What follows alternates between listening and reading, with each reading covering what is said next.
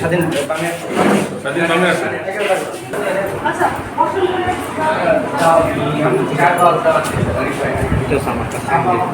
মিথ্যা মামলা। আমি আমার ছবি দেখলাম, কেউ এআই থেকে এডিট করে দিয়েছে আর কি। আমি কোনো রাজনীতির সাথে জড়িত না, কোনো রাজনীতির সাথে আমি জড়িত না। ওইটা তো আমি ওই ইউআরএনজের কোনো এক আমলের সিও হিসেবে ছিলাম। সিওর কি কোনো সিগনেটারি পাওয়ার থাকে টাকা উঠানোর বা নেওয়ার বা দেওয়ার?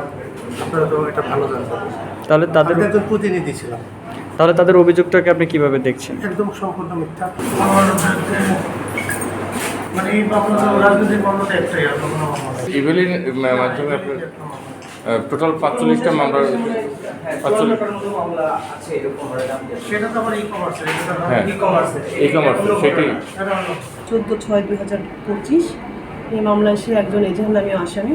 তো তাকে আজকেই আমরা ধানমন্ডি থানা থেকে এজাহার নামী হিসেবে গ্রেপ্তার করেছি। ওনার নামে আমাদের একটু মারামারি মামলা আছে, এটা ইঅরেঞ্জ রিলেটেড না, এটা আদার সেকশনের মামলা।